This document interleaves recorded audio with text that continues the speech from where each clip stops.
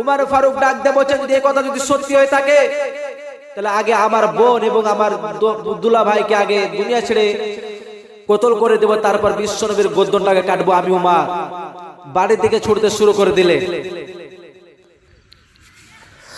ভাইরা আমার, বাবা জীবনেরাও, হযরতে উমর বিশ্ব নবী জনাবে মুহাম্মদুর রাসূলুল্লাহ সাল্লাল্লাহু তাআলা আলাইহি ওয়াসাল্লাম মেরে গর্দনটা কাটার জন্য বাবা ছুটে যাচ্ছিলেন। বাবা যাওয়ার সময় যেহেতু শুনলেন বাবা যে তার বোন ফাতেমা এবং তার দুলা ভাই কালেমা পড়ে মুসলমান হয়ে গিয়েছেন, বাবা শোনে না, সেই ফাতেমার ঘরের দিকে হযরতে উমর ছুটে দৌড়ে চলে যায়। যাওয়ার পরে ফাতেমার ঘরে কটকট করে আওয়াজ দিয়ে বলছে, ওরে ফাতেমা, ওরে বোন, আমার ঘরটা খোল একবার। ফাতেমার স্বামী কুরআন তেলাওয়াত করছিলেন, কুরআন পড়াচ্ছিলেন হানজালা যখন কুরআনটা পড়ায় বিরাদার, কুরআন পড়াতে পড়াতে ফাতেমা ডাক দিয়ে বলছেন, ওগো হুজুর, সর্বনাশ হয়ে গিয়েছে, আমার ভাই উমর চলে এসেছে।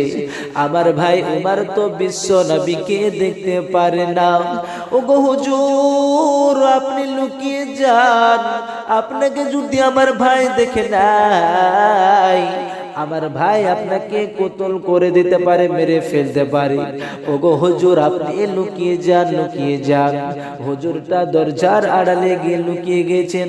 ফাতেমার ঘরটা খুলতে দেরি হয়েছে বাবা, কুরআনটা লুকাতে হয়েছে। লুকানোর পরে ফাতেমা দরজা খোলার পরে হযরতে উমর ডাক দিয়ে বলে, ওগো বোন ফাতেমা, আমি কি শুনলাম তুমি নাকি বিশ্ব নবীর কালেমা পড়ে মুসলমান হয়ে গিয়েছো। ওগো ফাতেমা, ওগো বোন, শুনে নাও, এই কথা কি সঠিক? ফাতেমা ডাক দিয়ে বলে, ওগো উমর, শুনে নাও, আমি আর তোমার দুলা ভাই একসাথে বিশ্ব নবীর কালেমা পড়ে মুসলমান হয়ে গিয়েছি। ওগো উমর, শুনে নাও, আমরা কালেমা পড়ে একসাথে মুসলমান হয়ে গিয়েছি। ফাতেমা এই কথা বলছেন ডাক দিয়ে, ওগো উমর, আমরা বিশ্ব নবীর কালেমা পড়ে মুসলমান হয়ে গিয়েছি, আমরা এই কালেমার ছাড়তে চাই না। হযরতে উমর ডাক দিয়ে বলে, ওগো ফাতেমা বোন, শুনে নাও, তুমি কি এই কালেমা ছাড়বা না? বলে না, শুনে নাও ফাতেমা, তুমি যদি এই কালেমা না ছাড়ো, আমার দুলা ভাইকে মেরে ফেলবো, তার সাথে আমি তোমাকেও মেরে ফেলবো। বলো এই কালেমা ছেড়বা কি না? বিশ্ব নবী জনাবে মুহাম্মদুর রাসূলুল্লাহ সাল্লাল্লাহু তাআলা আলাইহি ওয়াসাল্লাম বাবা কালেমা পড়ে মুসলমান হয়েছিল। ফাতেমার স্বামী দুজন মিলে কালেমা পড়ে মুসলমান হয়েছিলেন বাবা। হযরতে উমর ডাক দিয়ে বলে, ওগো ফাতেমা, শুনে নাও, তুমি যদি কালেমা না ছাড়ো, তোমার শরীরকে আমি কতল করে দিব, আমার দুলা ভাইকে মেরে ফেলবো। ফাতেমা ডাক দিয়ে বলে, ওগো বোন, শুনে, ওগো ভাই, শুনে নাও, আমরা এমন নবীর কালেমা পড়েছি আমরা, যে সেই নবীর কালেমা কখনো মিথ্যা হতে পারে না, সেই নবী কখনো ঝুট হতে পারে না। আমাদের আত্মবিশ্বাস, ওগো ভাই শুনে নাও, তোমরা যদি আমাকে কতল করে দাও, আমার স্বামীকে যদি কতল করে দাও, আমাদের আত্মবিশ্বাস যে আমরা জান্নাতে প্রবেশ করে যাব। এই কথা বলছে। হযরতে উমর রেগে গিয়েছে। হযরতে উমরের রাগটা কম ছিল বিরাদার? কম ছিল, অনেক রাগ ছিল। হযরতে উমর তার দুলাভাইকে ডাক দিয়ে কাছে ডাকার পর বাবা চাবুকের উল্টা পিঠের বাড়ি মারতে শুরু করেছেন। মারতে মারতে বাবা রক্তে রক্তিত করে দিয়েছেন, পুরো উঠানটায় রক্তে রক্তিত হয়ে গিয়েছে। ফাতেমা ডাক দে বলে, ওগো ভাই উমার, তোমার ভাই তোমার পা দোকান ধরি গো উমার ভাই, শোনে না, তুমি আমার স্বামীকে মারো না, আমরা কোনো অপরাধ করি নাই, আমরা বিশ্ব নবীর কালেমা পড়ে মুসলমান হয়েছি। হযরত উমার মারতে শুরু করেছেন বাবা। ফাতেমাকে পাক সাটা মেরে বাবা দূরে ফেলে দেয়। ফাতেমা আবার সে উমারের পা ধরে বলো, গো ভাই আমার স্বামীকে মেরো না, আমার স্বামীকে যদি মারতে চাও আমাকে তার সাথে মেরে ফেলো। ও গো ভাই আমার প্রাণের স্বামীকে মেরো না, আমরা বিশ্ব নবীর কালেমা পড়ে মুসলমান হয়েছি। ও গো ভাই শুনে নাও, আমাদের ওই নবী কখনো ঝুট হতে পারে না, মিথ্যা হতে পারে না, আমাদেরকে সে নবী খারাপ রাস্তার পথ দেখাতে পারে না। ও গো ভাই শুনে নাও, আমার স্বামীকে মেরো না।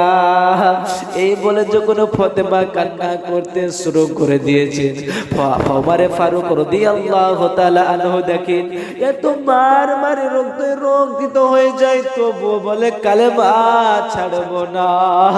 ওগো ভাই শুনে নাও, আমার স্বামীকে যদি মেরে দাও, আমার কণ্ঠ দিয়ে যদি জানটা বেরিয়ে যায়, ওগো ভাই শুনে নাও, তবু শিকার বলে কালেমা ছাড়বো না।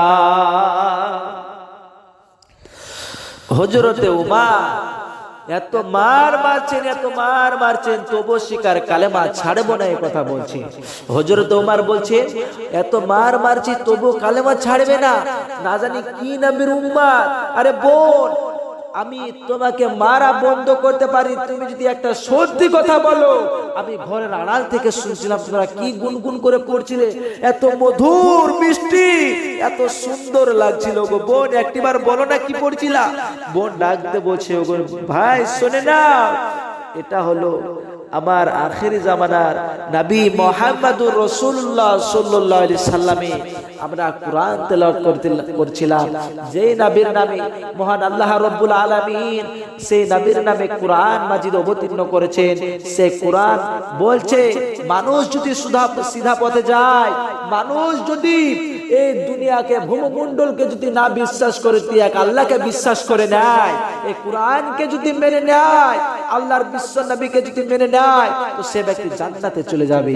ওগো উমার, ওগো ভাই উমার শুনে নাও, আমরা সেই কোরআন তেলাওয়াত করছিলাম। হযরতে উমার ডাক দিয়ে বলে, ওগো বোন ফাতেমা, আমাকে একটিবার আমাকে সেই কোরআন স্পর্শ করতে দাও।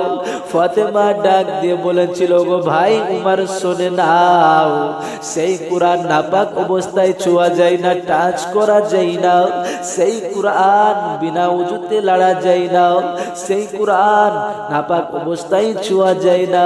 ওগো উমার যাও যাও, তুমি অবশ্যই তোমাকে কোরআন ছুঁতে দিব গো উমার, যাও যাও তুমি গোসল হয়ে পবিত্র হয়েছো, তোমাকে কোরআন ছুঁতে দিব, স্পর্শ করতে দিব। হযরতে উমার বাবা গোসল করে চলে আসলেন। গোসল করে আসার পর কোরআনকে বুকের সাথে আঁকড়িয়ে ধরে বলেন, ওগো ভাই, ওরে বোন শুনে নাও, এক লাইন আমাকে কোরআন পড়ে শোনাও। যেভাবে গুনগুন করে পড়ছিলা গো বোন শুনে নাও, সেইভাবে গুনগুন করে পড়ো। ফাতেমারা পড়তে শুরু করেছেন বাবা। পড়তে পড়তে হযরতে উমারের ভালো লেগেছে।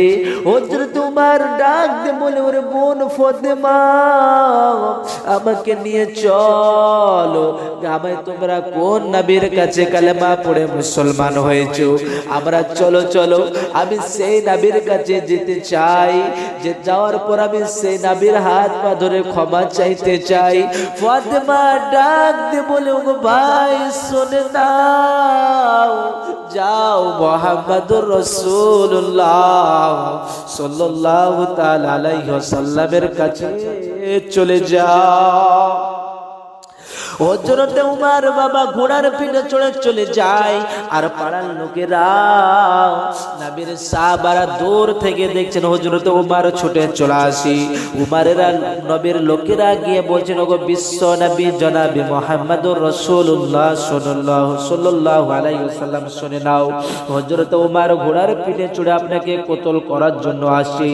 ও নবী আমার ডাক দিয়ে বলে, ওগো সাহাবারা শুনে নাও, আমি উমরের জন্য আল্লাহর কাছে দোয়া করেছিলাম, ফরিয়াদ করেছিলাম, এ উমর আমাকে মারবে না। আমার মনে হয় উমর আমার সাথে দেখা করতে এসেছে, সাক্ষাৎ করতে এসেছে। উমর আল্লাহর নবীর কাছে চলে যায়, যাওয়ার পরে বলছেন, ওগো নবী আমি বড় ভুল করেছি গো নবী, আমি আপনার গর্দন কাটার জন্য আবু লাহাবকে আমি কথা দিয়েছিলাম। ওগো নবী আমি বড্ড ভুল করেছি, আমাকে আপনি ক্ষমা করে দেন। ক্ষমা করে দেওয়ার পরে আপনি আমাকে মুসলমান বানিয়ে নেন। এই ছিল বাবা উমরের ঘটনা। ইসলাম ধর্ম গ্রহণ করেছিল উমর, অনেক কষ্টের পরে ইসলাম ধর্ম গ্রহণ করেছে, কিন্তু আজ পর্যন্ত মুসলমান বিরাদার ইসলাম এই হযরতে উমরের মতো সত্যবাদী, হযরতে উমরের মতো নেতা আজ পর্যন্ত দুনিয়ার মধ্যে কেউ আসতে পারে না। কারণ হযরতে উমর দুনিয়ার মধ্যে মানুষের সৎ কাজ করে গিয়েছে, এমনকি নিজের ছেলেকে পর্যন্ত মারতে মারতে মেরে ফেলেছেন, কারণ হারাম রাস্তায় যাওয়ার জন্য, হারাম কাজ করার জন্য। যে মদ স্পর্শ করা হারাম, খাওয়া হারাম, সে মদ লড়ার জন্য, স্পর্শ করার জন্য হযরত উমর তার সন্তানকে 100 চাবুক মারতে মারতে কবরে মারা গিয়েছে, তবু স্বীকার দাফন করার পর কবরে মেরে 100 চাবুক পুজিয়েছেন। বিরাদার ইসলাম, আজ আমরা মুসলমান, আজ আমরা দুনিয়ার মধ্যে ঘরে ঘরে জেনা, ব্যভিচার, মদ, যে আড্ডাখানা, হিরণখোর আমাদের ঘরে ঘরে পাওয়া যায়, কিন্তু আমার বাপেরা খায় এবং ছেলেদেরকে জোড়া করে খাওয়ায়। আমাদের বিড়ি না খেলে নাকি বলে পায়খানায় ক্লিয়ার হয় না, এরকম বাপ ছেলে আছে। আজ এরকম মানুষ, আজ আমরা ছেলেদেরকে শাসন করি না, আমরা বাপের দায়িত্ব দূরের কথা, ছেলেরাই শাসন করতে পারি না। শাসন করবেন কেমন? শাসন করতে হলে হযরত উমরের মতো নেতা শাসন লাভ আছে।